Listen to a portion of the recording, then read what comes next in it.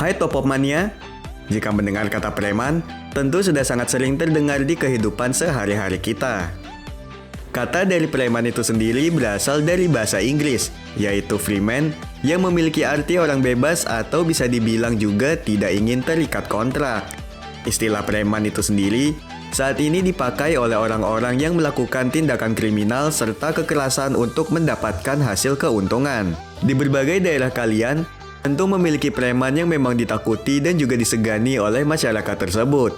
Tapi kamu tahu nggak sih, di Indonesia pun dari dulu sudah ada loh preman yang sangat ditakuti. Jadi penasaran kan nih siapa para preman Indonesia yang ditakuti dan bisa dibilang legendaris sih? Berikut preman legendaris Indonesia yang sangat ditakuti.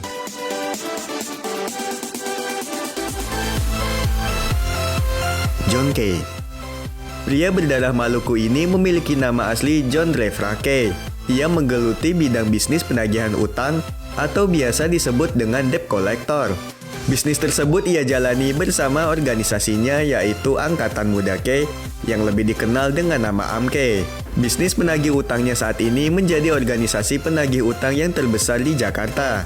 Kay sering disebut sebagai Godfather Jakarta karena praktek yang dilakukan oleh organisasinya terkesan seperti para bisnis mafia yang selalu terhindar dari tuntutan. Keluar masuk penjara pun sudah menjadi hal biasa bagi seorang John Kay. Di tahun 2004, ia ditangkap atas dugaan keterlibatan pembunuhan Basri Sangaji yang merupakan seorang kompetitor di bidang penagihan utang. Tak hanya itu, ia pernah ditangkap juga atas dugaan kasus pembunuhan seorang pengusaha smelter baja di sebuah hotel di Jakarta. Atas kasus tersebut, ia divonis hukuman selama 16 tahun penjara. Di tahun 2019, ia bebas bersyarat. Namun sayangnya di tahun 2020, ia harus ditangkap lagi atas kasus penembakan kerabatnya sendiri.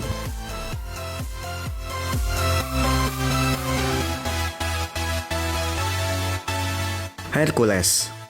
Selanjutnya ada Hercules, mantan preman Tanah Abang Jakarta yang memiliki nama asli Rosario de Marshall. Pria kelahiran Timor Timur ini sangat terkenal sebagai gangster penguasa Tanah Abang. Hercules memiliki julukan tak pernah bisa mati. Hal itu dikarenakan berkali-kali ia dibacok, ditikam, bahkan ditembak, namun ia tetap masih hidup hingga saat ini. Ia dikenal sebagai orang yang sangat loyal. Dahulu ia pernah membantu penangkapan petinggi Gerakan Aceh Merdeka yang dikenal akrab dengan nama GAM, serta membantu mengawal dan menyiapkan logistik untuk Kopassus kala itu. Di tahun 2019, Hercules sempat ditangkap dan divonis 8 bulan atas kasus penguasaan lahan. Saat ini Hercules sudah bertobat dan menjadi mualaf yang dibantu oleh Gus Miftah. Ia bukanlah seorang preman lagi. Hercules memutuskan untuk menjadi seorang pengusaha. Hercules memiliki pasar pribadi seluas 5 hektar, serta bisnis kapal dan perikanan yang terletak di wilayah Muara Baru, Jakarta Utara. Tak hanya itu, ia bahkan ditunjuk sebagai tenaga ahli di PD, Pasar Jaya yang ditunjuk langsung oleh BUMD Pemprov DKI. Kehidupan Hercules saat ini berbanding terbalik dengan kehidupannya yang dulu. Saat ini ia sering mengadakan acara sosial dan juga sering memberikan sumbangan kepada anak yatim.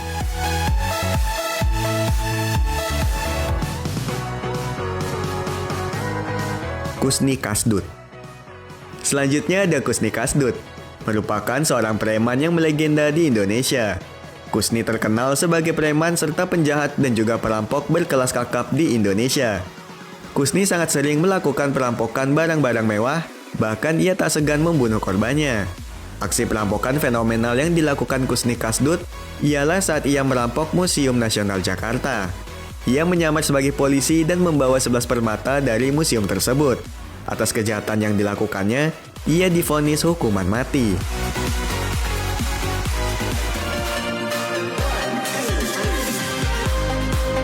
Johnny Indo. Johnny Indo merupakan seorang preman yang juga dikenal sebagai perampok kelas kakap. Johnny bersama gengnya merampok para orang kaya asing yang ada di Indonesia karena menurutnya para orang asing kaya tersebut mengambil uang di Indonesia. Meskipun perampok kelas kakap, sosok Johnny ini sangat disukai para masyarakat kecil dan dijuluki sebagai Robin Hood Indonesia. Ia dijuluki sebagai Robin Hood karena setiap kali rampokannya ia bagikan kepada masyarakat yang tidak mampu. Meskipun sangar, namun hati seorang Johnny ini sangatlah mulia ya. Bahkan dulu ia pernah merampok emas hingga 129 kg dan dibagikan ke masyarakat miskin. Kalau masalah keluar masuk penjara, sudah jangan ditanya lagi. Johnny sudah berkali-kali masuk penjara, bahkan ia sering kabur dan lolos, hingga ia dijuluki sebagai belut karena licinnya dia. Setelah berulang kali masuk penjara, Johnny menekuni agama dan menjadi seorang mualaf. Ia saat ini menjadi seorang pendakwah keliling, namun di tahun 2020, Johnny dikabarkan telah meninggal dunia.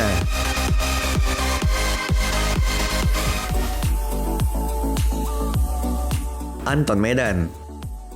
Selanjutnya yaitu Anton Medan. Pria kelahiran Tebing Tinggi, Sumatera Utara ini merupakan seorang perampok yang dibilang ganas. Ia menekuni dunia kejahatan saat di usia 12 tahun.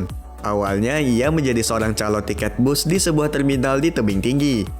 Saat menjadi calo, ia pernah memukul supirnya dengan balok dan juga menyabet dengan senjata tajam hingga tewas, lantaran upah Anto tidak pernah dibayar. Mulai dari situlah Anto sering keluar masuk penjara dengan kasus kriminal lainnya seperti menjamret, merampok, bandar judi, dan perdagangan narkoba. Namun seiring berjalannya waktu, Anton Medan memilih insaf dan meninggalkan dunia hitam yang dijalaninya dahulu. Kini ia dikenal sebagai penceramah yang sering berdakwah dari masjid ke masjid, dan ia pun mendirikan masjid yang diberi nama Masjid Jami Tan Kok Leong.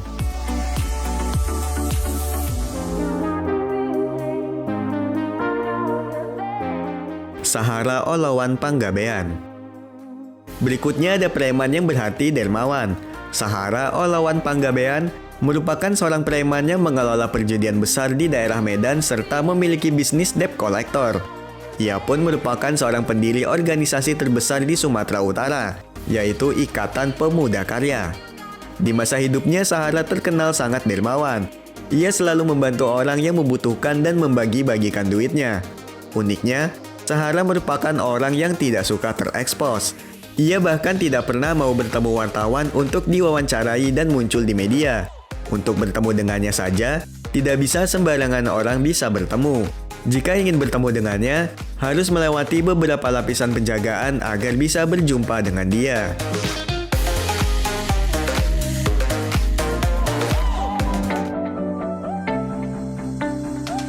Gimana nih Top Up Mania?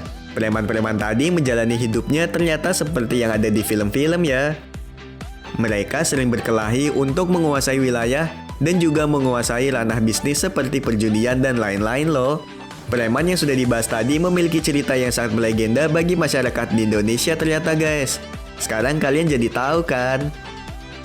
Sekarang Top Up Mania udah tahu kan nih siapa aja sih preman legendaris Indonesia yang sangat ditakuti?